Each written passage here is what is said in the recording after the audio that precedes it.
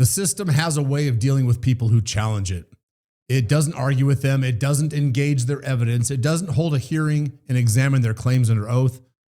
It attacks them personally. It questions their motives. It calls them weak. It calls them anti-Semitic. It leaks stories to reporters about FBI investigations, and then it waits for the noise to die down and for the rest of us just to move on. This week, that machine turned on a man named Joe Kent.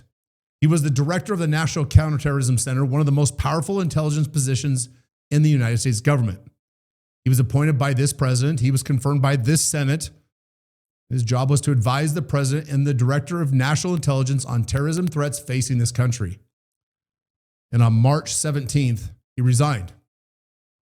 He didn't leak any documents. He didn't brief any reporters on the record. He didn't hide behind anonymity.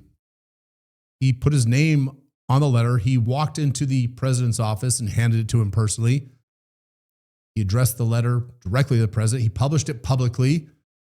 And he said this: Iran posed no imminent threat to our nation. This war was started because pressure from Israel and its powerful American lobby, and I cannot, in good conscience, support it. Within hours, the president told reporters he always thought Joe Kent was weak on security. The press ran stories about potential FBI investigations. Commentators called his letter anti-Semitic, and all of his colleagues, they went quiet because that's what the system does. And notice the mechanics. The story about Joe Kent being under FBI investigation for allegedly leaking classified information was itself leaked to the press by anonymous FBI sources, 4 of them, according to reports. And I want to ask a simple question. Will those 4 leakers be investigated? Don't hold your breath. The system leaks when it serves the system. When it doesn't, it goes quiet because that's what the system does. But here's what I want you to understand before we get into any of that, before we get into the intelligence, before we get into the legal arguments, before we get into my own United States Senator and his refusal to hold a single public hearing on this war. The story of Joe Kent is not really a story about politics at all. It's a story about a promise that he made to himself on a deployment more than 20 years ago. And whether the rest of us, veterans, Americans, people who took an oath to the Constitution, are going to keep that same promise or stay quiet once again. I'm Dan McKnight, and this is the Bring Our Troops Home podcast. Welcome back. In the councils of government, we must guard against the acquisition of unwarranted influence, whether sought or unsought, by the military-industrial complex.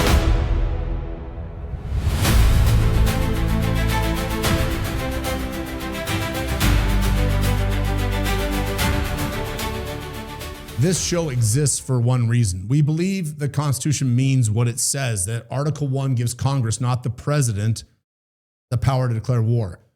We believe the men and women who serve in uniform deserve to have that principle enforced before they're sent into harm's way.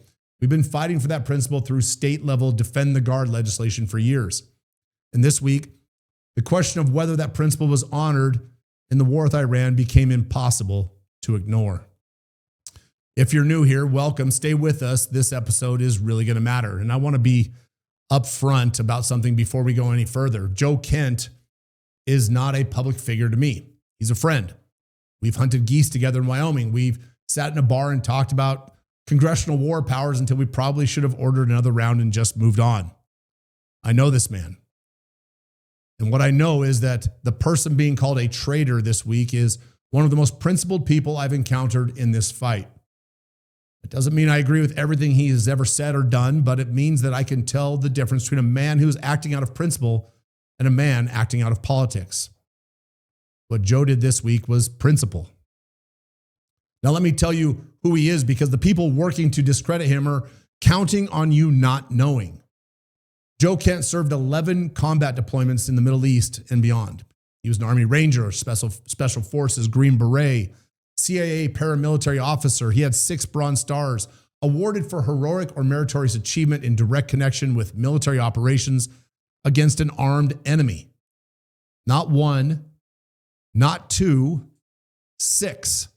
across 2 decades of combat service in places where America's wars are actually being fought, not in television studios, not in think tanks, not in Senate hearing rooms, in the field.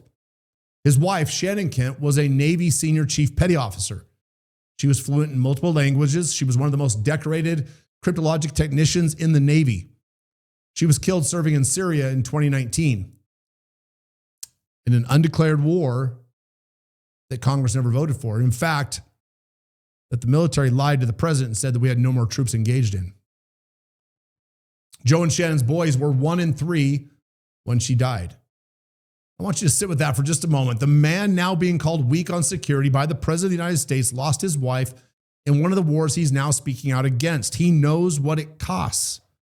He's paid for it personally. He believed in the America First platform. He ran for Congress twice with Trump's endorsement. When Trump won the White House the second time, he nominated Kent to lead the National Counterterrorism Center. The Senate confirmed him 52-44 in July of 2025. So when Operation Epic Fury began and the question became, was there an imminent threat from Iran that justified going to war without a congressional vote? Joe Kent was not a bystander. He was not a pundit. He was a man whose job it was to know. He was inside the room. He was reading the assessments. He was advising the president on exactly this kind of question. Then on March 17th, that same man, with all of that behind him, chose to give it all up again because he had made a promise. About 2 decades ago, on his 3rd deployment, something happened to Joe Kent that he has carried ever since. He was beginning to realize from the inside, with access to the intelligence, that they'd been lied to about Iraq, that the case for war had been manufactured. And he started thinking about the generations before his, the Vietnam veterans, the men who had seen it happen before, especially the ones who were still in government when Iraq was being sold to the American people.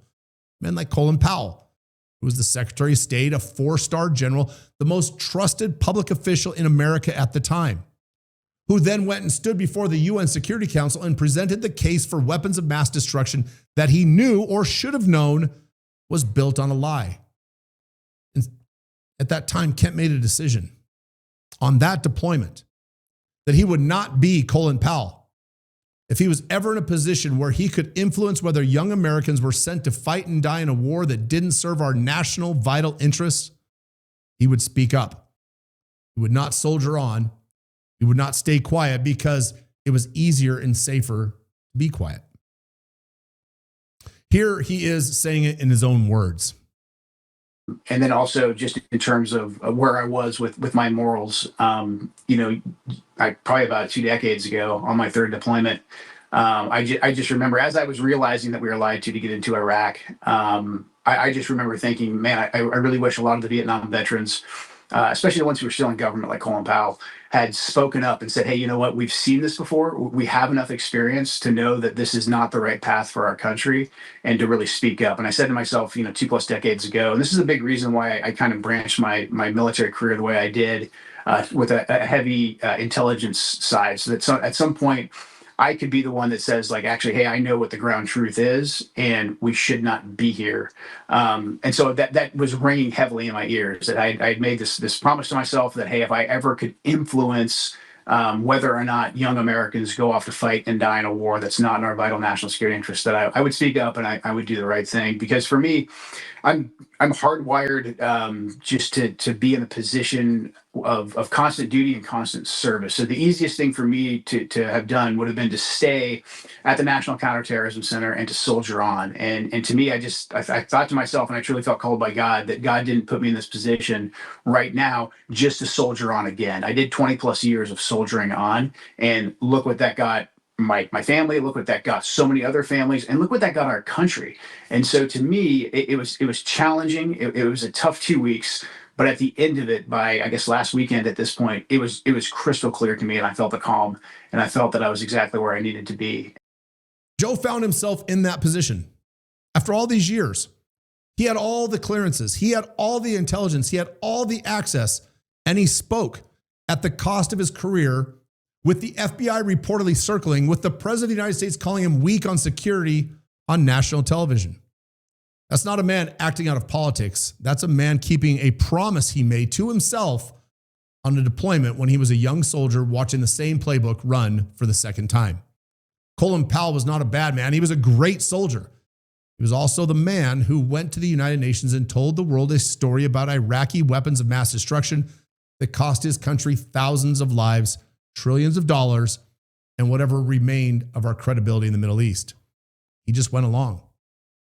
And the silence of men like him in positions like this made that war possible.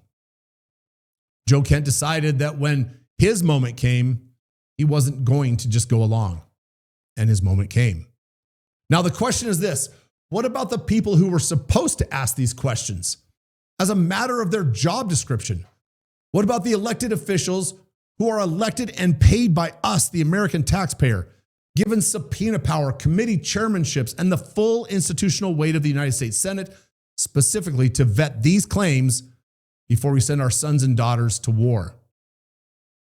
That question, it leads directly to my senator. But before we get there, we need to establish what the intelligence actually showed and where the claim that started this war actually came from.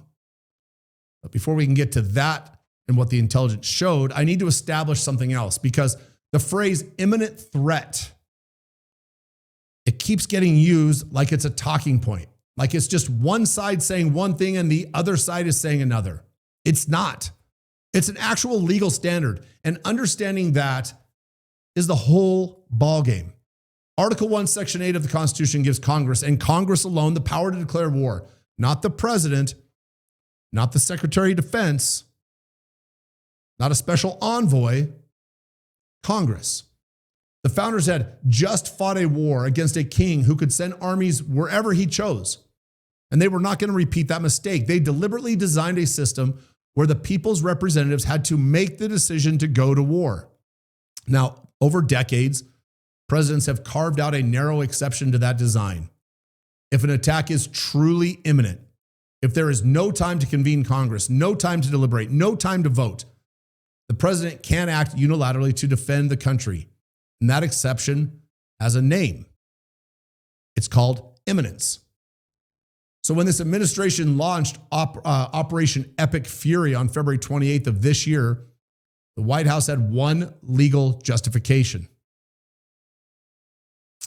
imminent threat. Iran was about to strike. We had to act. There was no time to go to Congress. That claim is either true or it isn't. And it's not a matter of opinion or partisan interpretation. It's a factual question. Was Iran about to attack the United States? Was the threat real, specific, and immediate? If yes, the president had the authority to go. If not, he didn't. And the men and women deployed to fight this war may have been sent there without a constitutional basis. Now, there's exactly one institution in the federal government whose job it is to answer that question. On the record, in public, under oath, with witnesses who can be cross-examined and held accountable for what they say. And that institution is Congress. And specifically on matters of foreign policy and war, it's the Senate Foreign Relations Committee. And its chairman is my senator. His name is Jim Risch. He's from Idaho. But before Risch can ask that question, we need to know what the intelligence actually showed, because the answer, whether Iran posed an imminent threat, is not ambiguous. And the answer was never ambiguous. The person who presented that intelligence to Congress on behalf of every relevant agency in the United States intelligence community, the IC, was Tulsi Gabbard. And there are two moments from her testimony that tell you everything that you need to know. The first was last March, roughly a year before the war started. Tulsi Gabbard, as Director of National Intelligence, testified before Congress presenting the annual threat assessment of the U.S. intelligence community. That assessment represents the collective judgment of the relevant intelligence agencies, the CIA, the DIA, the NSA, the State Department Bureau of Intelligence and Research, and the Department of Energy, who have actual nuclear scientists working on analysis. These are the agencies that actually run sources, collect signals, and analyze nuclear programs. And their assessment was clear, crystal clear. It was unanimous. Iran was not building a nuclear weapon. Their supreme leader had not reauthorized the nuclear weapons program that he suspended in 2003. Iran had significant enriched uranium stockpiles, and that was flagged as concerning. But enriching uranium and building a nuclear weapon are two different things. The IC's position was that Iran had not made the political decision to weaponize.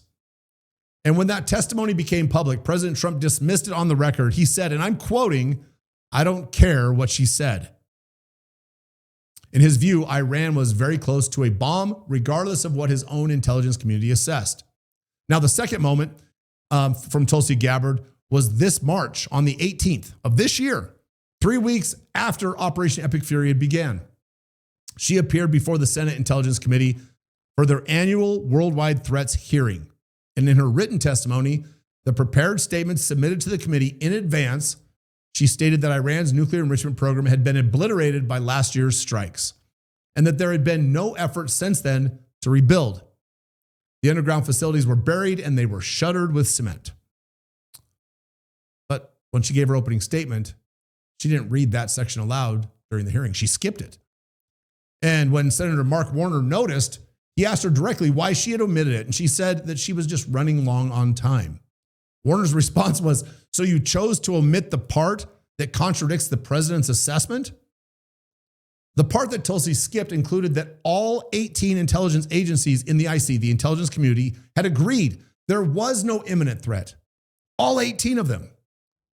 Then Senator Ossoff pressed further and he asked a direct question. Did the intelligence community assess that Iran possessed an imminent nuclear threat? Now, Director Gabbard, I'd like to reground this in your core responsibilities. Under the law, you are responsible for providing national intelligence to the president, correct? Yes. And to the heads of executive branch departments and agencies, yes? Yes. And to the chairman of the Joint Chiefs and senior military commanders? Across the IC, yes. And to the Senate and the House and relevant committees, correct? Yes. And the law states that the national intelligence you provide to Congress, quote, should be timely, objective, and independent of political considerations, correct? Yes. And you noted in your opening statement you're here fulfilling a statutory responsibility and that your testimony, quote, represents the IC's assessment of threats, That's right. Correct? That opening statement, as submitted to the committee in advance of this hearing, stated that as a result of last summer's airstrikes, quote, Iran's nuclear enrichment program was obliterated, end quote, correct? That's right. And is that in fact the assessment of the intelligence community? Yes. So the assessment of the intelligence community is that Iran's nuclear enrichment program was obliterated by last summer's airstrikes. Yes. And the opening statement you submitted to the committee last night also stated, quote, there has been no effort since then to try to rebuild their enrichment capability, end quote, correct? That's right. And that's the assessment of the intelligence community. Yes.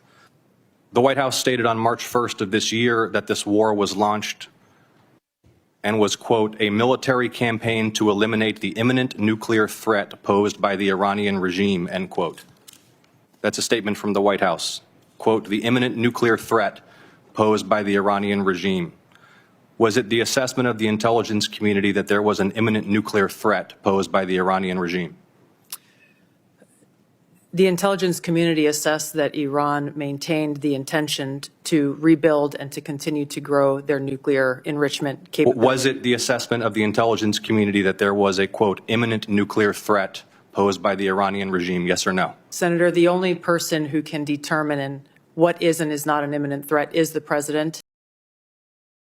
The director of national intelligence, the person whose entire job is to provide objective threat analysis, just said that determining whether a threat is imminent is not the intelligence community's responsibility. It belongs solely to the president. I'm sorry, I thought the IC exists for one fundamental purpose, to give the president and Congress an accurate, objective picture of threats so that informed decisions could be made. If the IC's job is simply to validate whatever the president has already decided, then the intelligence community is not an analytical function, it's a political one, it's a rubber stamp. And if the IC is not making the imminence determination, then where is it coming from? I'm going to tell you where, but to understand how it got to the president, you need to understand the mechanism, because the same mechanism was used 20 plus years ago to sell a different war to a different president. And Joe Kent, who watched it happen from inside the military the first time, knows exactly how it works. This playbook, it's not new. In 2002, the same question was in front of the American people. Does Iraq have weapons of mass destruction that pose an imminent threat? The intelligence community had serious doubts. The IAEA had serious doubts. The weapons inspectors on the ground had serious doubts. The evidence was thin. And in fact, later it was determined to be fabricated. But there was a very effective campaign run through official and unofficial channels, through media surrogates, through think tanks and congressional briefings that drowned out any of those doubts. And by the time any vote happened, the noise was so loud, the momentum was so manufactured that even senators who had reservations just went along. And Joe Kent watched that happen from inside the military. In an interview with Scott Horton last week, he explained exactly how the campaign worked and who drove it. Blood libel from the Middle Ages or something. And so I just thought, like, maybe you have an actual explanation for what you meant by that. Certainly. I mean, in the lead up to the 2002 declaration, or basically the 2002 portion, while it was being publicly debated whether or not we should go to war with Iraq, while the Iraq war was being sold to the American people, the Israeli lobby led by Benjamin Netanyahu at the time, who I believe off the top of my head was their finance minister, was over here in America heavily campaigning for us to go after Saddam Hussein, saying that Saddam Hussein had weapons of mass destruction. The Israeli lobby, AIPAC, had these talking points in all of their different briefing books. So they were pressuring members of the House, members of the Senate, to support the war against Iraq. The Israelis had a lot of interest in Iraq. They obviously thought Saddam was a threat, but they were also concerned with being able to get some of the Iraqi oil for their own uses and their own interests. But also, they viewed Iraq as a staging point for Syria and, moreover, for Iran. I mean, the Israelis have been very, very, I think, straightforward on what they view as a threat, and they basically view the vast majority of the countries that surround them as a threat, some more so than others, but Syria, Iraq, and Iran were top of their list for quite some time. There you have it. Same playbook, different target, different year. The Iran is 2 weeks away from 10 nuclear weapons claim did not come from the CIA. It did not come from the DIA. It did not come from the IAEA. It did not come from any arms control expert, any satellite imagery analysts.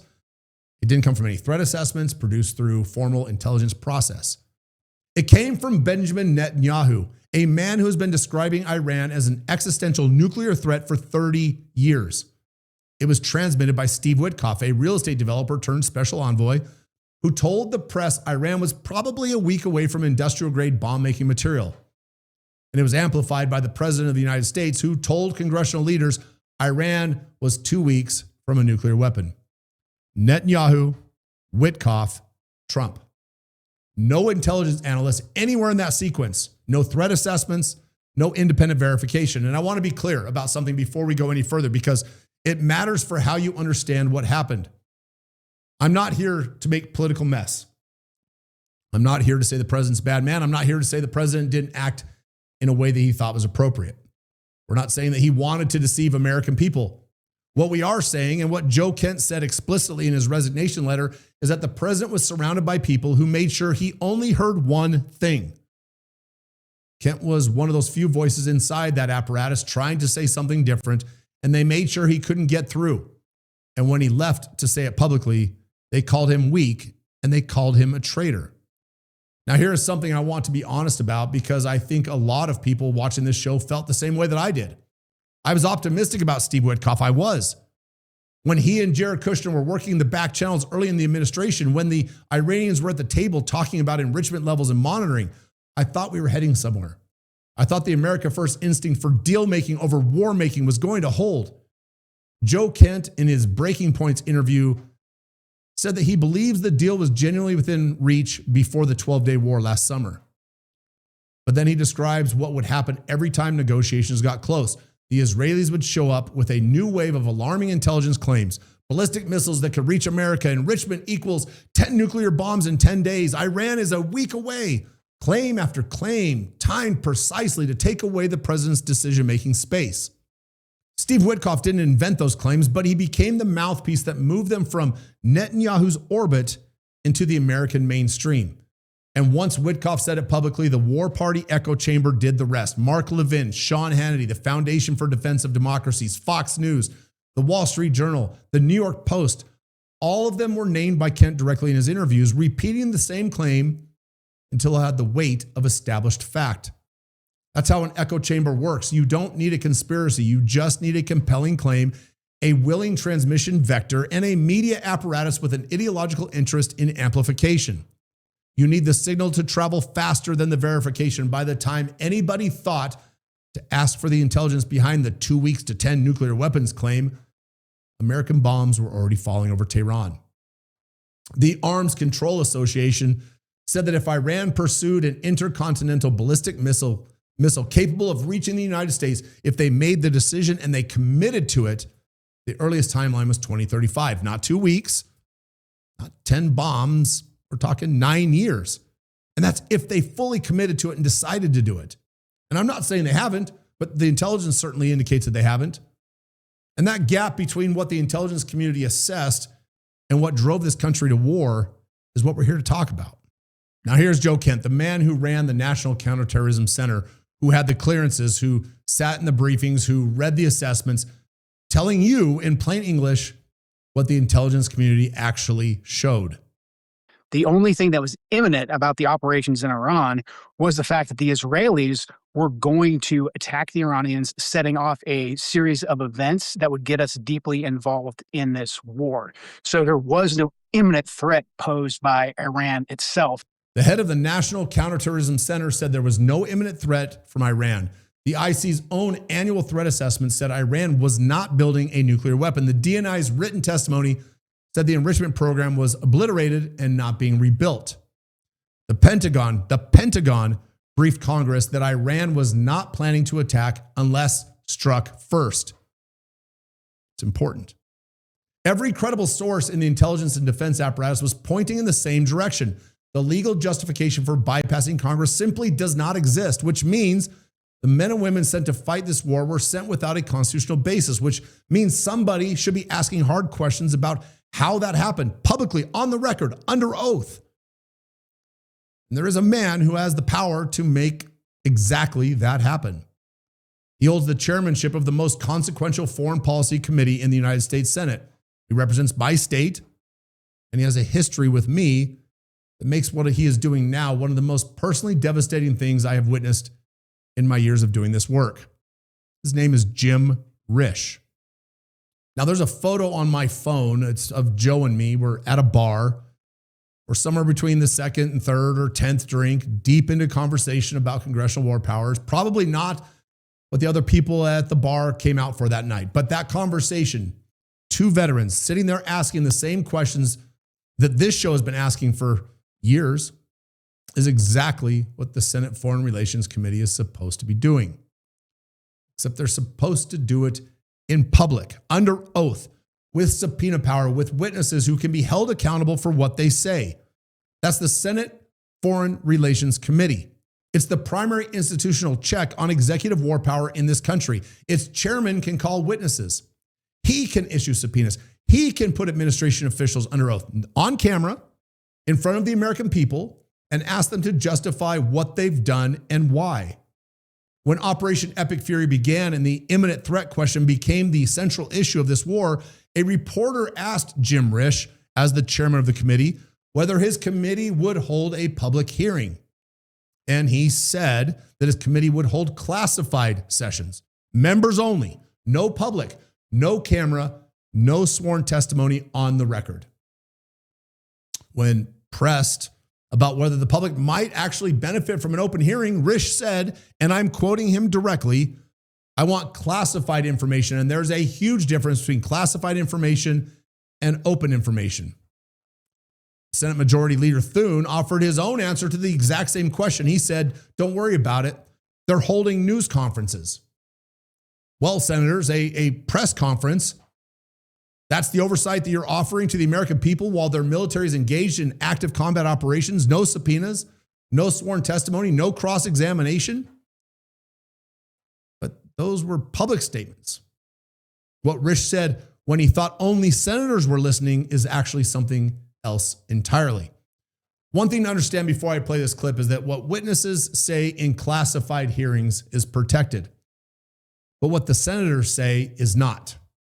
My Virginians who were deployed overseas in the Ford, way past the period of the deployment, fires raging on deck, toilets that don't work. They're supposed to be home with their families.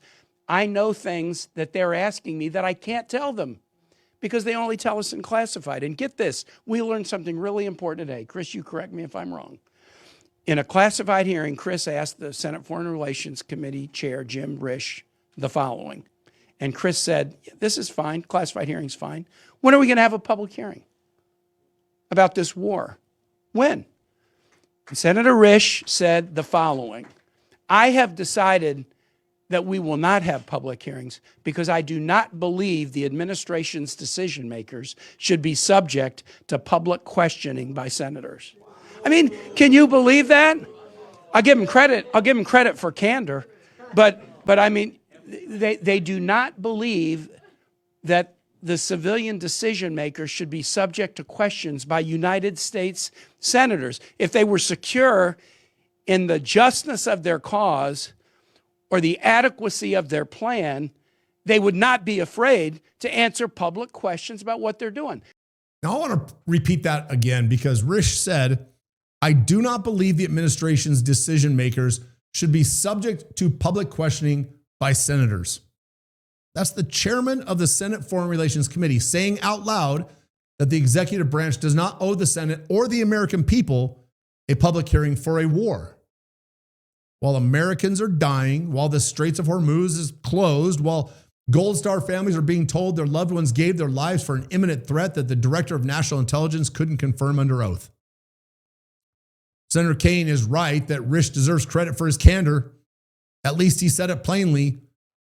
At least we know exactly where he stands. And I want to hold that on the table while I tell you something else about Jim Risch, because he's not an unintelligent man. He's not unfamiliar with the Constitution. He has invoked it when it served him. And that personal history is exactly why what he's doing right now, it cuts so deep. In the spring of 2006 in Afghanistan, Operation Mountain Lion, one of the largest sustained offensive operations of the war. My team was in the Pesh River Valley in the Kunar province, 45 days into a remote outpost deployment. We were Idaho National Guardsmen attached to the 10th Mountain Division and the 82nd Airborne, and their supply lane chains weren't our supply chains. Their logistics network wasn't built to support us. We existed on the edges of their system and at the edges of their concern. And by the end of that 45 days, my men on my team, they had worn through their uniforms and through their boots. Everything was threadbare. Critical pieces of body armor were missing. Gloves were destroyed. Goggles were gone. And I went up the National Guard chain of command, which I found to be feckless. I went to the 10th Mountain and 82nd chains of command, but nobody would help. Around the same time, back in Idaho, something had recently changed. Our governor, Dirk Kempthorne, had resigned and become the U.S. Secretary of Interior, and Lieutenant Governor Jim Risch was appointed governor of Idaho on May 26th of 2006, just a few weeks before I was about to call him on the phone. A mentor friend of mine back home listened to my complaints about our problems with the supplies, and he told me that Jim Risch, the new governor, is the commander-in-chief of the Idaho National Guard. That's a constitutional fact. He has authority over these men. Call him. Tell him your supply problems. And so I did. And I knew what I was doing. I was skipping the entire chain of command, every officer between a sergeant in the field and the governor of the state. But I'd run out of options, and my men, they needed what they needed. So I grabbed a satellite phone. I climbed to the top of a mountain in the Pesh River Valley, and I got a clear signal, and I dialed, and Jim Risch, he answered. I said, Governor Risch, my name is Sergeant Dan McKnight. I'm with the Idaho Army National Guard, and I'm currently serving in Afghanistan. I hope I have your attention. And he said, you've got my attention. How can I help? I explained the situation. After a few minutes, he stopped me. He said, Sergeant McKnight, I became the governor of Idaho just a few weeks ago. However, I understand the Constitution. I understand that I am the commander-in-chief of the National Guard in Idaho.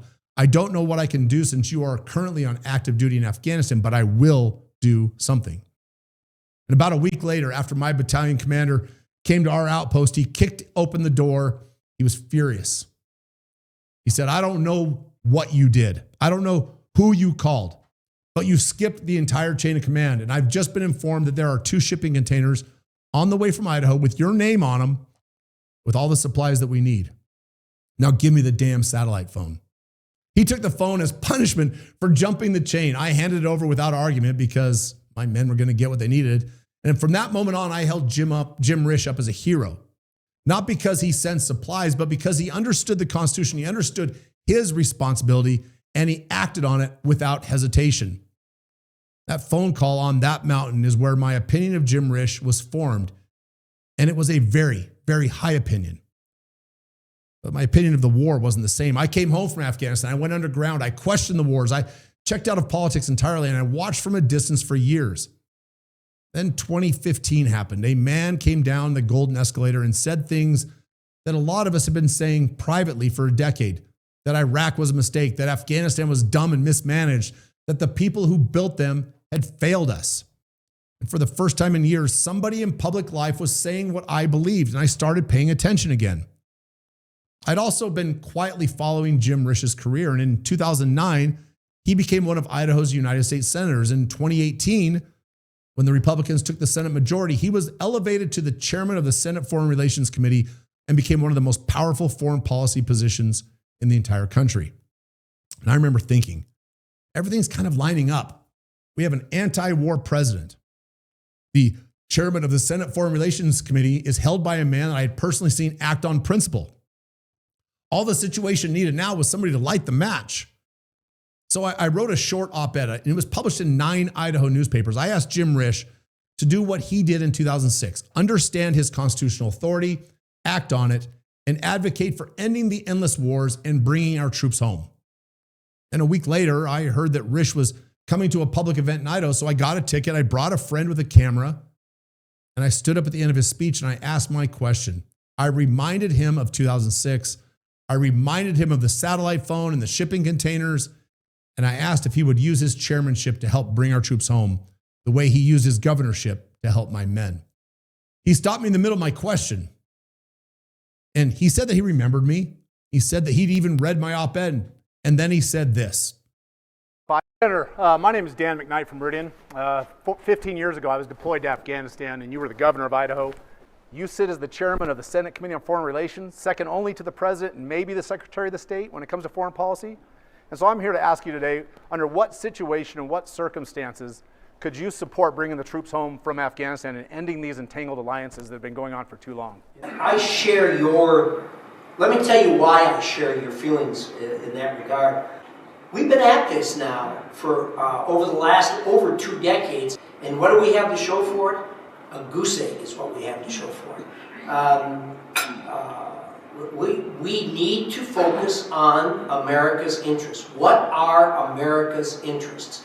We've spent $2 trillion now in Afghanistan, and we've shed lots and lots of American blood. I'm with you. I am through trying to do nation building with countries that don't want it. They've got to show some type of an appreciation, some type of an embracement of it, and they simply don't. I thought Jim Risch was going to do it. Standing in that room, watching him say those words on camera, I genuinely believed he was going to go back to Washington and be the senator that we needed. The man who answered that satellite phone in 2006, the man who told a sergeant in the field, I will do something, and then he did it. He'd made a promise with that answer. He had told me through those words and through that action that when his people needed him to understand the Constitution and act on it, he would. That's what I believed I was hearing again in that room. But old Jim Risch, he went back to Washington and voted 3 times over the next 30 days to extend the wars in Afghanistan, Iraq, and Yemen indefinitely. Sometime after that, I went to see him in Washington with my wife and 2 other guests, and we came with a serious questions about war powers, congressional authority, and his role as the chairman of the committee and what that role was supposed to play. And we thought that if we could just get in the room with him, we could have a real conversation. We got in the room, and Risch surrounded us with 7 senior policy advisors. He sank into his chair. He deflected to conversation about Idaho and life on the Hill. And every time we tried to bring it back to the substance of why we were there, the conversation slid sideways. He would not address a single question we'd come to ask. And that meeting is why Bring Our Troops Home made the decision that Washington, D.C. was a lost cause. That meeting is why we pivoted to state-level Defend the Guard legislation to work around the federal establishment rather than through it. That meeting taught me that the man who answered that satellite phone had been replaced by something else. Later, when the Afghanistan papers were published, those are the internal documents showing that our own officials had no clear mission, no definition of success, and that at one point, President Bush literally asked in a meeting who the commanding general in Afghanistan was. I printed all of them. I had them bound. I highlighted several key sections, and I delivered a box of them to Jim Risch's Boise office with a simple ask. Just read it. No response. Not then, not now, not ever. I've spent a lot of time thinking about what happened to the man who answered the phone. Because I don't think he became cynical or corrupt in some simple transactional way. I think something more subtle happened. I think he got captured. And I think there's evidence of exactly how that capture looks. There's a name that I want to introduce you to before I show you this next clip. The name is Norman Brownstein. He's the chairman of Brownstein, Hyatt, Farber, and Schreck, one of the most powerful lobbying firms in the United States, which is ranked number 1 nationally in lobbying revenue every year since 2021. United States senators, they have given him a nickname. They joke and they call him America's 101st senator. His firm has deep ties to pro-Israel donors and causes. He's received the Lamplighter Award for the American Friends of Lubavitch. He's not a peripheral figure in Washington, D.C. He's a central figure.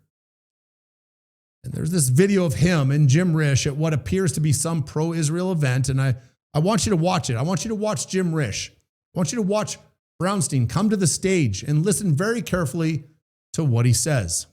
I just before one of the last recesses, I went to the floor to oppose Bernie Sanders, who had 2 resolutions to cut off funding for Israel. And I stood on the floor of the Senate and said, hey, folks, what are you doing here? You know, this kind of stuff is what encourages Hamas. They were holding up pictures of starving children and all that. If you ask me, is there an erosion for supporting Israel? I'd say no. So that's good. Norm? I just want to say one thing. This gentleman is chairman of what I feel, the most important committee in the United States Senate, the Senate Foreign Relations Committee for the State of Israel. And we have never, ever had a stronger friend. Oh, thank you. Thank you. I don't know if you caught that or not. Brownstein says the Senate Committee on Foreign Relations for the State of Israel. Now, I've thought about whether that was some sort of a slip, but I've come to believe that it actually wasn't. I believe it was a man comfortable in that room among those people describing exactly what he understands the arrangement to be. I want to be precise about what I'm saying and what I'm not saying. I'm not saying that Jim Risch is evil. I'm not saying he's corrupt in some crude and transactional sense. What I'm saying is that Jim Risch is a captured man. There's a difference, and that difference matters. The man who answered that satellite phone on the mountain in Afghanistan in 2006 understood that his first and only obligation was to the people of Idaho and to the Constitution that he had sworn to uphold. He didn't ask whether it was convenient. He didn't check with 7 policy advisors. He said, I'll do something, and then he did it. The man in that video has a different set of obligations. He's embedded in a network of relationships and institutional pressures that point in a direction that is not Idaho. And it's not the Constitution. And it's not the men and women of the Idaho National Guard. That's why there will be no public hearings on this war. Not because the classified information is so sensitive that it can't be discussed in public. Joe Kent already discussed it publicly. The Pentagon's already briefed Congress about it publicly. Gabbard has already put it in writing publicly. The information is not the problem. The problem is that the question a public hearing would force, the same questions that Joe Kent has already been asking, the same questions he's already answered publicly, the same questions who veterans were asking each other at the bar might lead somewhere that the people who own that room don't want it to go. That's the answer to the question this episode has been building towards. That is why the chairman of the most powerful foreign policy committee in the United States Senate is offering press conferences while Americans are dying. Now, I want to come back to something that was said in one of Joe Kent's interviews this week with Sagar and Jetty from Breaking Points. He asked him a question. I want to just double click on that. What if Colin Powell had told the truth? Amen. Can you imagine the world? Can you imagine that world, the prestige of someone like that? And I implore anyone listening to this to think about your comments and your background of your, honestly, I think you're almost faithful, perhaps to a fault, to the administration, which I don't think has treated you particularly well. But to look at somebody like you who has the courage and to think and reflect about what that could have had some sort of impact. Maybe we'll get there at the end. It may be possible, but you probably want to be doing something about it, unlike Colin Powell, who went along and lied to the American people. There it is. One word, 2 syllables. That's Kent's entire answer. Amen. Because in the Megyn Kelly interview, he already said everything that needed to be said about Powell. Powell knew. The Vietnam veterans and government, they knew. They'd seen it all play out before, and they stayed quiet because they were good soldiers, because they respected the chain of command, because silence was the safer and more professional choice. And that silence cost this country thousands of lives and trillions of dollars and a generation of young men who came home changed or didn't come home at all. Joe Kent, he made a different choice. The question I want to put before every veteran watching this is, which choice are you going to make? I want to talk directly to you now, not to the general audience, just to the veterans. There's a culture in our community, and you know it. I lived it for years after I came home from Afghanistan, the culture of silence after the uniform comes off. We watch friends get buried. We question the wars privately to ourselves late at night, to our brothers that we trusted, but publicly. We stayed quiet because dissent felt like dishonor, because we were good soldiers, because we didn't want to be weaponized by one political side or the other in a fight that we didn't fully trust. I understand that instinct. I shared it for a long time, but I've come to believe that continued silence is the real dishonor. In his Megyn Kelly interview, Kent said it plainly. I totally understand where they're coming from. And for many years, I felt the exact same way. But again, look, 20 plus years of veterans knowing better and being quiet because we're good soldiers, that got us to this point. And so to just repeat the same mistakes again, I might as well have just kept my nice position in my job and just kind of soldiered on that way. That is what he chose not to do at enormous personal cost, with his family watching, with the FBI reportedly circling, with the president calling him weak on national security and on national television. He ran up his own flag, and he's waiting to see how many of us are going to stand up and salute it. There's a precedent for this. His name was Smedley Butler. He had 2 medals of honor, more combat than almost any American in history: Haiti, Nicaragua, Veracruz, France, China. When he spoke out about the wars that he had fought and what they'd really been for, they called him a crank. They called him a traitor.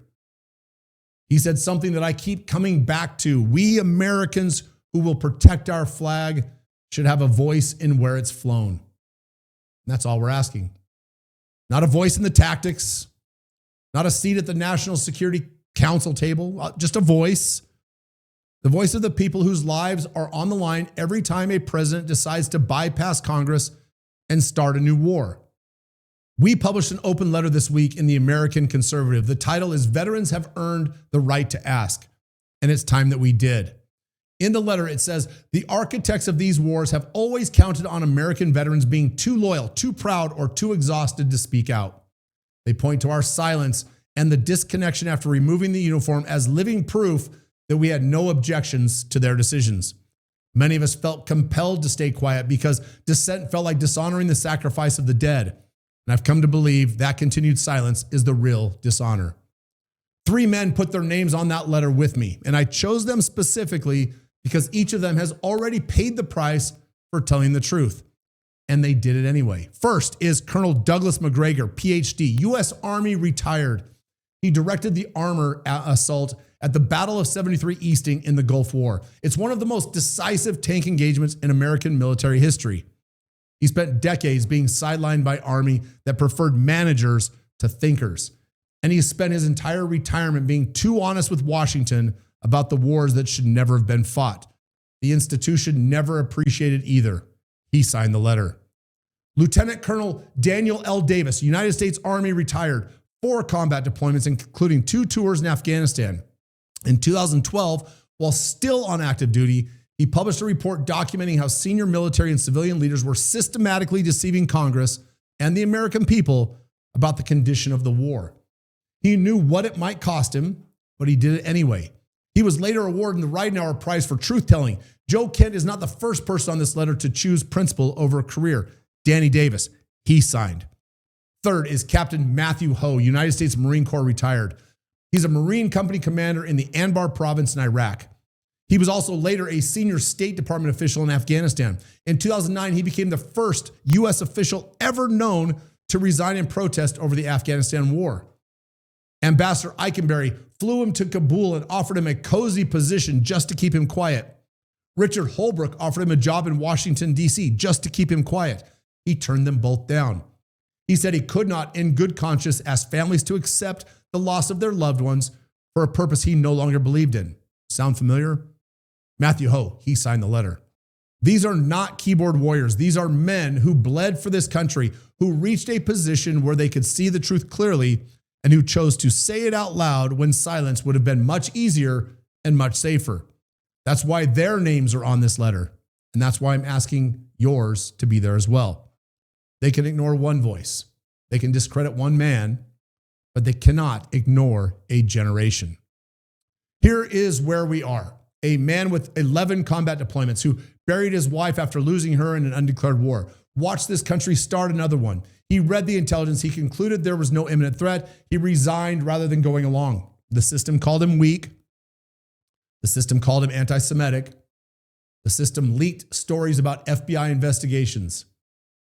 It did what it always does to people who challenge it.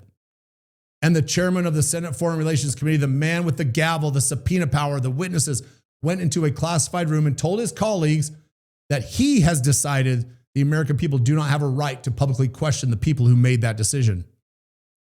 I have a personal history with Jim Risch, and that makes this more than a political argument for me. I have seen him understand the Constitution and act on it. I've also seen what happens when the obligations of that room in Washington replace the obligations he took when he raised his right hand. Joe kept his promise. Jim has not. The question now, what are the rest of us going to do? Joe Kent made a promise to himself on a deployment more than 20 years ago, and he kept it. Now I'm asking you to keep one. It's not a complicated one. It's not even dangerous for you. It's not one that costs you anything close to what it cost Joe Kent. There's 3 things, and all of them matter. 1, sign the open letter and the petition. The American Conservative published our open letter. Veterans have earned a right to ask, and it's time that we did. Add your name to the list that includes Colonel McGregor, Lieutenant Colonel Davis, and Captain Ho. The petition is on our website at www.bringourtroopshome.us, and then click Stand with Joe Kent. I'll put also the link in the description in the show notes below. Number 2, call Jim Risch. If you're in Idaho, call his Boise office. If you're anywhere else in America, call his Washington office. Tell them one thing. Hold a public hearing on the Iran war, not a classified hearing, a public one. Call witnesses under oath, on camera. The American people have a right to know whether the legal threshold for this war was actually met or not. They have a right to hear from the cabinet officials and make them answer the same questions that Joe Kent has already answered publicly with his name on it at the cost of his career. If Risch wants classified information, fine, hold them both, but the public hearing comes first. Number 3, share this episode. Send it to a veteran. Send it to a state legislator. Send it to anybody who has a son or daughter serving right now. And if you or somebody you know is in the National Guard, here is something you need to understand. National Guard units are being deployed to this war right now without a congressional declaration of war. That's exactly the situation the Defend the Guard legislation is designed to prevent. If your state had passed Defend the Guard, your governor could not have released those units into this conflict without a formal declaration, meaning that Congress would have had to do their job first. The tool already exists. The fight is in your state capital, and your state legislator needs to hear from you. We will put resources in the description of how to find your state's Defend the Guard effort and how to get involved. The more Americans who understand what Article 1 says, what the imminent threat standard requires, and what Jim Risch said behind closed doors, the harder it becomes for the people in power to keep hiding. For the Constitution, for the troops, let's bring them home and never send them back without proper authorization.